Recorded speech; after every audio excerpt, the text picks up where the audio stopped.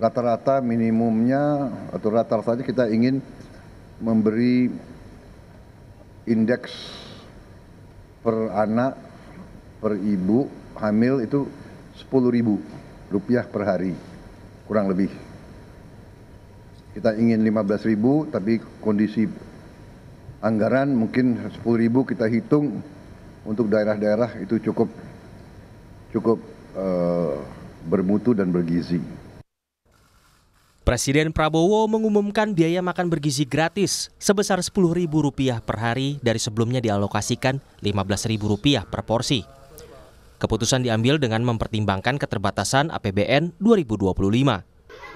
Sebelumnya, program makan bergizi gratis yang jadi andalan Prabowo Gibran dipastikan tetap Rp15.000 per porsi. Hampir sama seperti kemarin yang ada di Sentul. Sama ya? Sama, 14.900. Nanti ini kan berjalan sampai Oktober, tiap hari menunya beda. Nah, ini kita pastikan sekali lagi kosnya di antara 15 ribuan itu.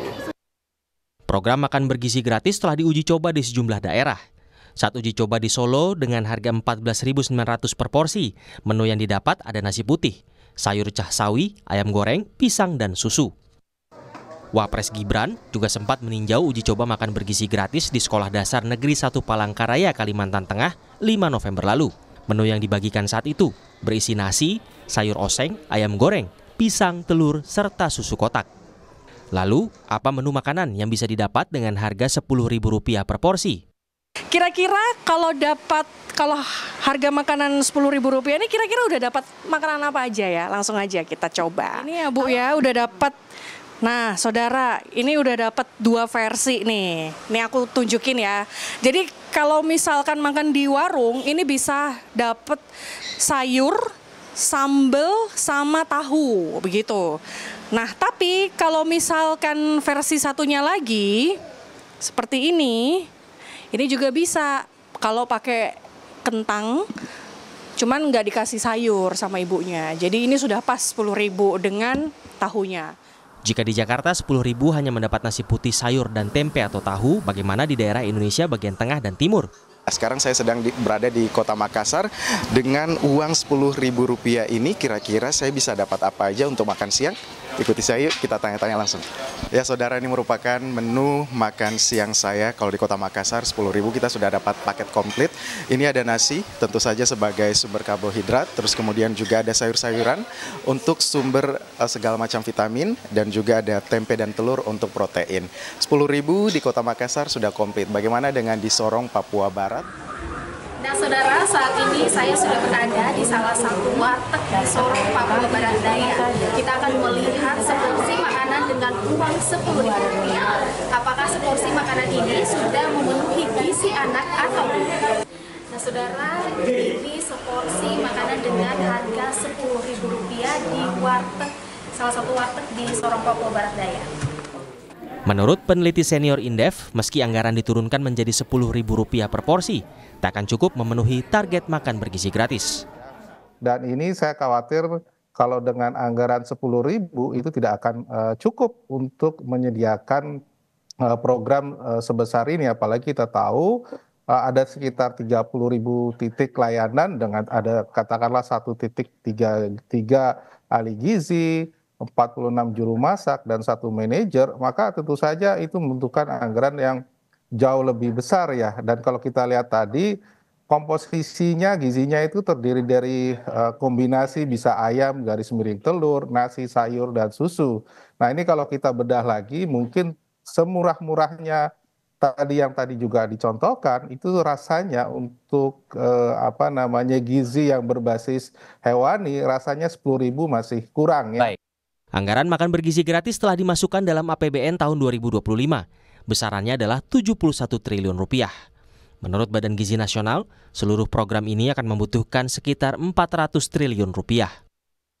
Di tahun pertamanya, program yang menyedot anggaran Rp71 triliun memiliki target memberikan makanan bergizi kepada 82,9 juta anak Indonesia.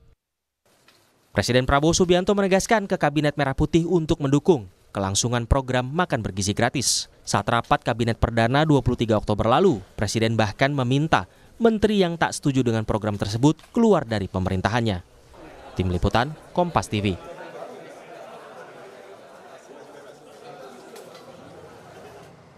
Lalu bagaimana memastikan makan bergizi gratis yang kini dipatok Rp10.000 per porsi layak dan memenuhi kebutuhan gizi anak-anak hingga ibu hamil?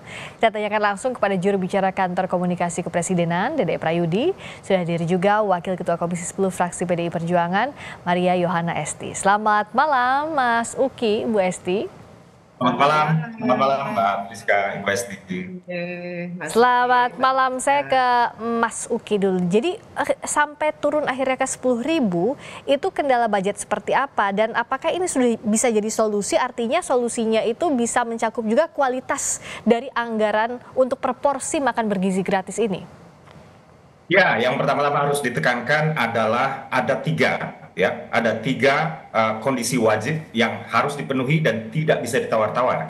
Yang pertama adalah kecukupan gizi.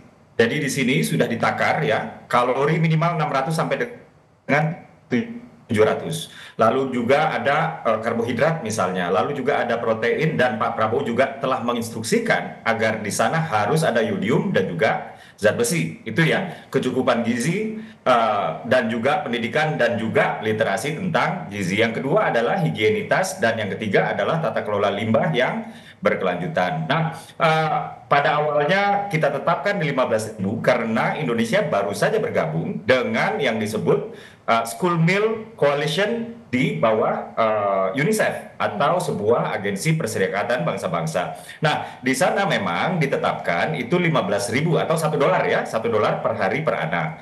Nah, setelah menjalani uji coba sekitar 10 bulan, maka di sini dapat kita temukan atau kami temukan itu cara-cara untuk meningkatkan efisiensi. Jadi tidak ada anggaran yang diturunkan, tetap 71 triliun seperti yang sudah disepakati oleh kawan-kawan di DPR. Akan tetapi setelah kami melalui serangkaian uji coba ya, kemudian kami menemukan cara-cara efisiensi. Nah, ini cara efisiensinya misalnya seperti apa? Nah, tadi saya sudah melihat ya, kawan-kawan dari Kompas TV ya, melakukan tanya jawab dengan rumah makan, atau kalau yang saya sangka ini adalah warung Tegal ya, warteg. Ya, warteg, betul. Nah, ini kan 10.000 dapat kalau apa? misalnya ini kan juga di sana sudah membayar keuntungan buat si pedagang.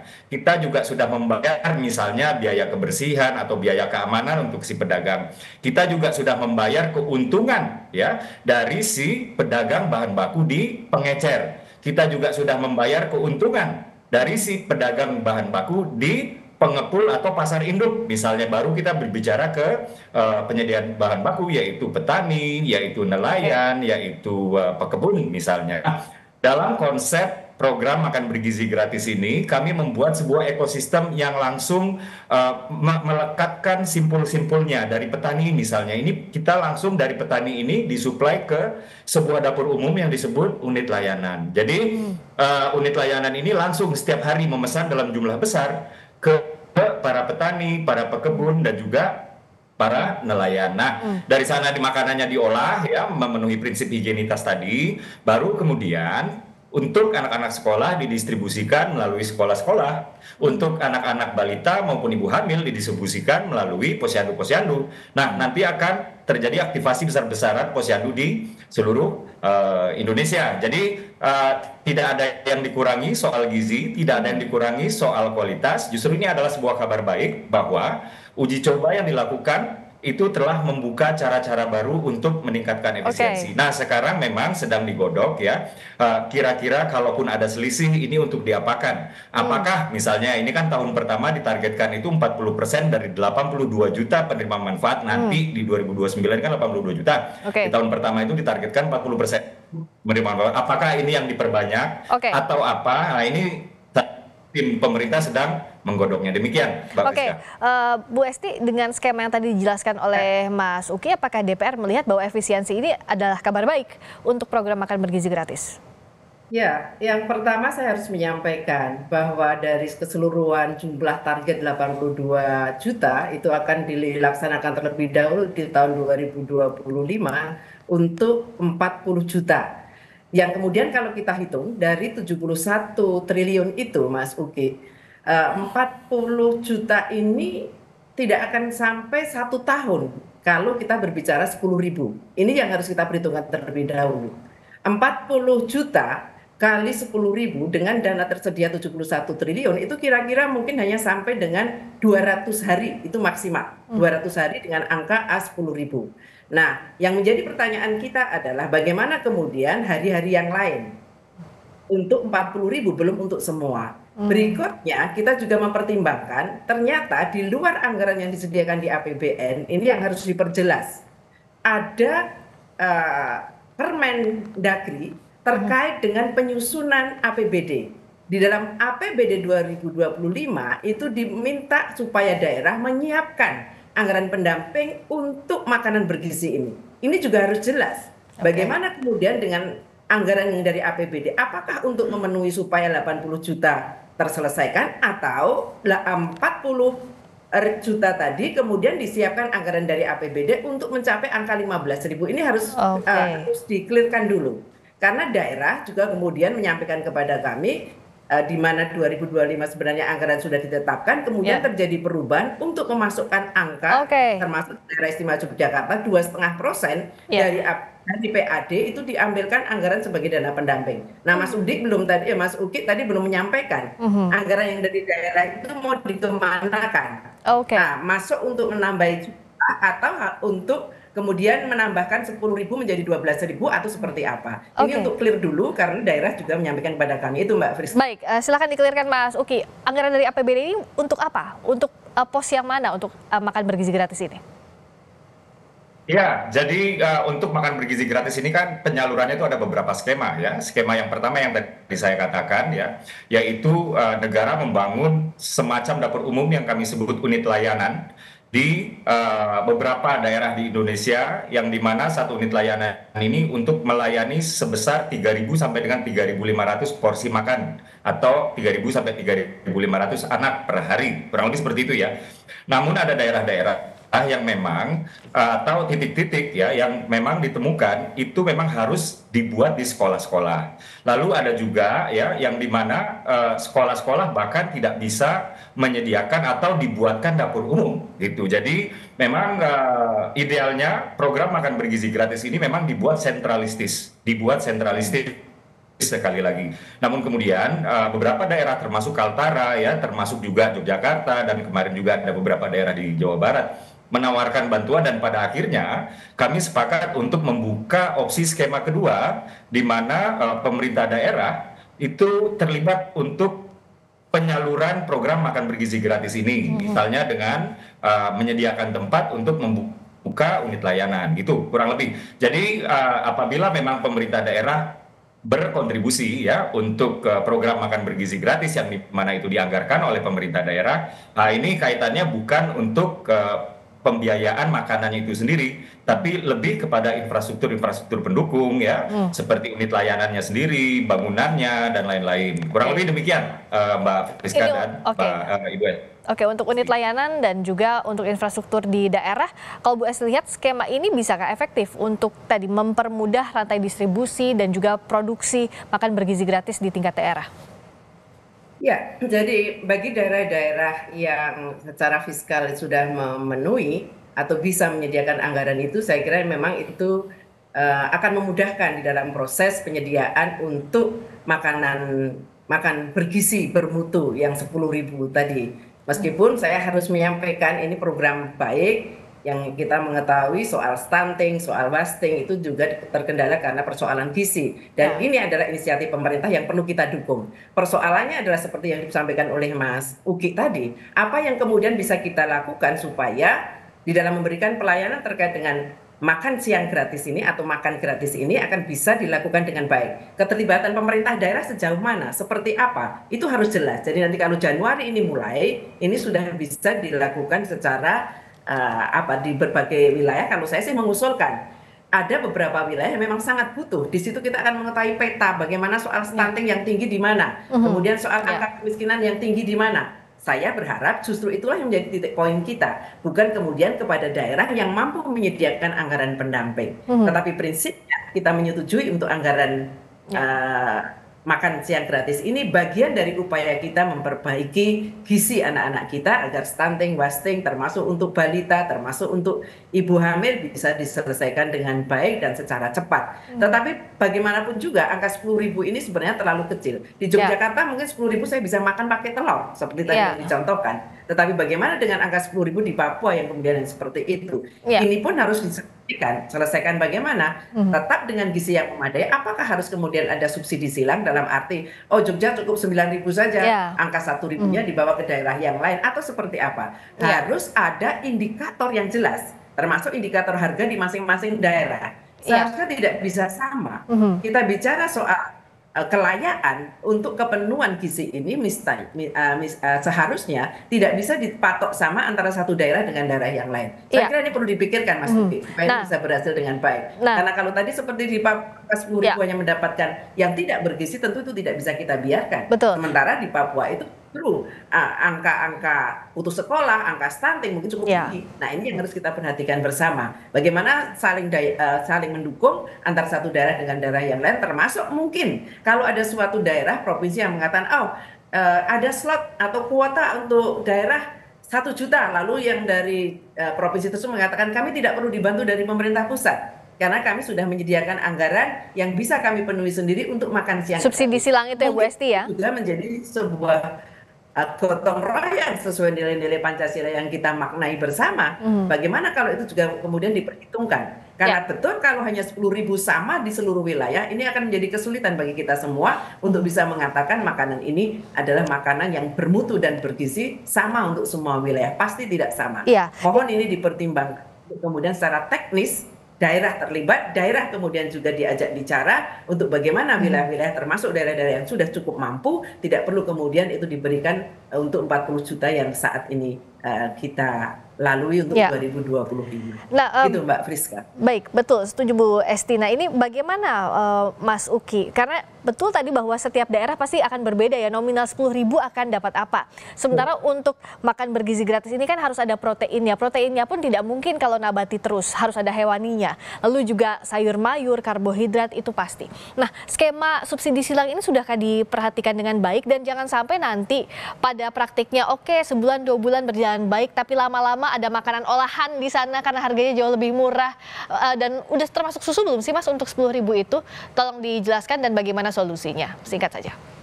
Oh ya, tadi saya juga Alfa untuk mengatakan bahwa angka 10.000 yang dimaksud oleh Pak Prabowo, Presiden kita, itu adalah angka rata-rata. Tentu saja kita atau kami pemerintah sudah memperhatikan aspek yang kami sebut disparitas regional atau perbedaan harga di antara daerah. Jadi disparitas regional ini mencakup ya, tadi saya sudah katakan perbedaan harga juga perbedaan menu. Jadi misalnya untuk kebutuhan karbohidrat saja misalnya ya, di Papua itu akan disajikan pemenuh kebutuhan karbohidrat itu adalah sagu.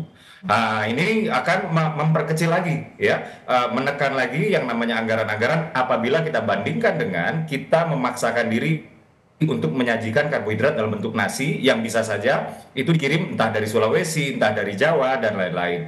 Jadi betul sekali Ibu Esti bahwa dalam implementasinya nanti ya pemerintah dalam hal ini sangat memperhatikan disparitas regional, perbedaan karakteristik antara masing-masing daerah, termasuk perbedaan harga makanan ya, termasuk juga di sini perbedaan bentuk makanannya itu sendiri. Jadi simpul-simpul di dalam ekosistem ini bersifat kedaerahan. Artinya di sini simpulnya nggak bersifat nasional. Misalnya berasal nanti dari Aceh harus dikirim ke Kalimantan dan lain-lain. Nggak begitu. Inilah yang tadi saya katakan, kita sudah melakukan uji coba. Petani-petani, pekebun dan nelayan yang kami maksud ini adalah petani, pekebun dan nelayan di tempat di mana hasil makanan mereka itu nanti akan disalurkan, dikelola dan disalurkan. Dan ini juga soal tentang subsidi terkait dengan pembiayaan dengan daerah ini masih sedang dibahas antara pemerintah pusat dengan pemerintah daerah yang dalam hal ini oleh Kemendagri ya. Sehingga belum banyak yang bisa saya katakan, tapi semangat gotong royong ini di dalam proses pembahasannya sudah mulai nampak ya. Jadi mungkin kita tunggu saja nanti by akhir Desember, tapi yang jelas disparitas regional termasuk juga asas gotong royong ini bahkan sudah mulai muncul dari inisiatif masing-masing daerah itu sendiri. Demikian, Pak Fritz. Ya, saya silakan, Bu Esti. Mas Uki, terkait dengan bagaimana kita memberikan makanan sesuai dengan wilayahnya, termasuk di dalam jenis makannya, tidak harus nasi. Mungkin di sini ada sagu. Ini justru kemarin kita menghidupkan budaya kita semua di berbagai daerah, termasuk sagu, kemudian juga dari singkong dan yang lain sebagainya. Tetapi tetap ukurannya adalah ukuran gizi yang memenuhi. Saya berharap begitu, dan kemudian keterlibatan pemerintah daerah perlu diajak bicara, karena tidak semua daerah juga mempunyai kecukupan fiskal, tetapi yang terpenting adalah kita dukung sepenuhnya bagaimana kebijakan mengenai makanan gratis atau bergizi bermutu ini bisa sampai dengan baik dan bisa mengurangi beban masyarakat, khususnya mungkin besok uang sakunya ibu-ibu sudah nggak perlu kasih uang saku anak-anak karena sudah ada makan siang. Nah, itu bagian dari upaya kita mensejahterakan masyarakat. Baik, semoga praktiknya juga berjalan dengan matang, Mas Uki. Kita juga berharap bahwa ini sampai ke anak-anak, ibu hamil yang membutuhkan, karena bagaimanapun juga gizi ini adalah yang harus dibenahi untuk menuju Indonesia Emas 2045, dimulai dari gizinya. Nanti praktiknya harus ada koordinasi yang baik antar pemerintah pusat dan pemerintah daerah tentunya. Terima kasih sekali lagi waktunya Mas Dedek Prayudi, juru bicara Kantor Komunikasi Kepresidenan. Terima kasih juga Bu Esti Maria Yohana Esti, Wakil Ketua Komisi 10 Fraksi PDI Perjuangan. Selamat malam.